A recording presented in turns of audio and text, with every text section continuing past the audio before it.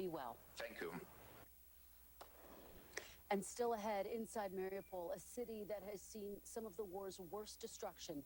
Thousands are still trapped without access to food and basic supplies. Plus, NBC's Courtney Cuby is exclusively embedding with NATO's cold response team. She'll join me from Norway. And later, we'll go live to Capitol Hill for the very latest on the Supreme Court confirmation hearings for Judge Ketanji Brown Jackson, only on MSNBC. Stay with us. The military assault. We are now entering a new, much more deadly phase. Now we're seeing devastation and just terrified people. The humanitarian crisis. About 1,000 people are coming to this border crossing every day. The overwhelming majority of them are here to get as far away from the war that displaced them. For the latest on the war in Ukraine. The situation continues to be very dire here and uncertain. Stay with MSNBC.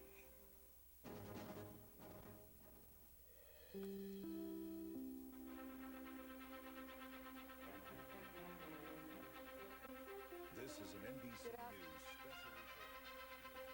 Good afternoon. We are coming on the air with breaking news. NBC News can confirm the death of former Secretary of State Madeleine Albright. My colleague Andrea Mitchell joins me here in Brussels with more on her life and legacy. Andrea.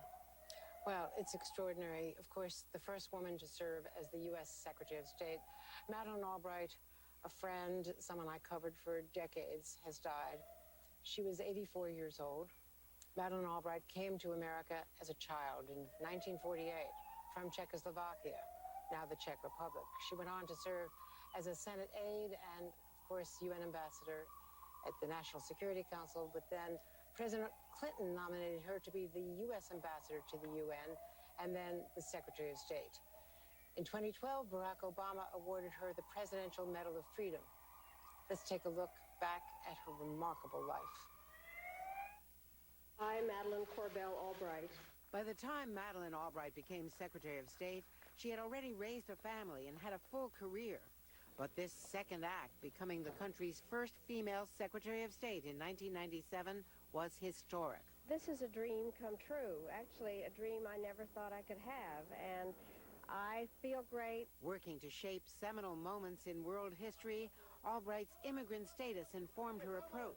Born Marie Corbell, the daughter of a Czech diplomat, arrived in the U.S. at age 11 after her parents sought asylum from communism in 1948. She graduated from Wellesley, got a Ph.D. from Columbia, worked for the National Security Council, and advised Democratic presidential candidate Michael Dukakis in 1988. Albright was a professor of international affairs at Georgetown and president of a Washington think tank before being named Bill Clinton's UN ambassador in 1993. As UN ambassador, Albright had argued in favor of early military intervention in Bosnia, butting heads with then Joint Chiefs Chairman Colin Powell over his reluctance to commit U.S. forces to the conflict. In 1997, Albright learned, after spending her life as a Christian, that her grandparents were in fact Jewish and had been victims of the Holocaust. She visited Israel later that year to push the peace process, stopping at Yad Vashem, Israel's Holocaust Museum. I know I will never forget my visit. As Secretary of State, Albright was most proud of her work in Kosovo. Now it's an independent country, and there's a whole generation of little girls whose first name is Madeleine. She blazed a trail for future chief diplomats. I have not found that being a woman is a handicap. In fact, I've found it a terrific gender to be. Albright's passion for pins became part of her diplomatic arsenal. A serpent, a dove, an upside-down bird to honor downed civilian pilots. After leaving the State Department, Albright continued promoting democracy and democratic politics. She supported Hillary Clinton's quest for the White House, famously employing her personal motto as a rallying cry. There's a special place in hell for women who don't help each other. Albright became a vocal critic of President Donald Trump. I do not call Donald Trump a fascist. I do think, however, he's the least democratic president in modern American history. Awarded a Presidential Medal of Freedom in 2012,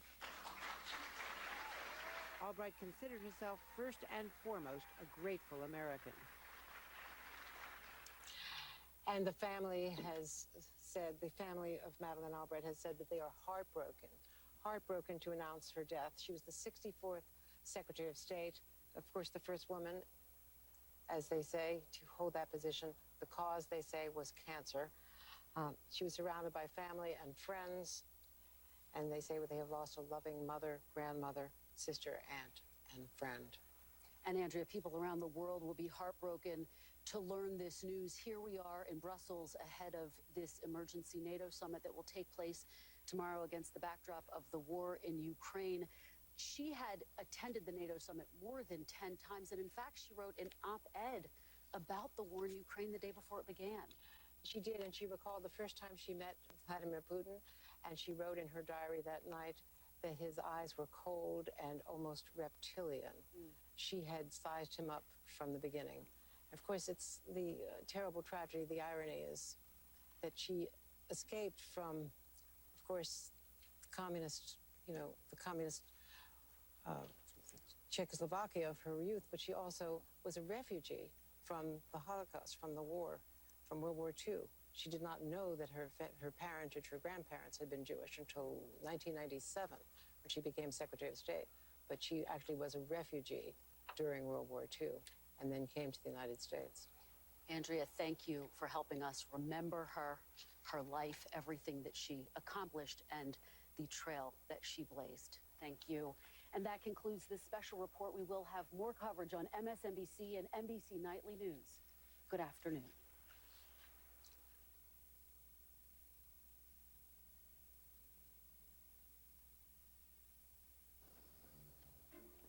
Nice suits. You guys blend right in.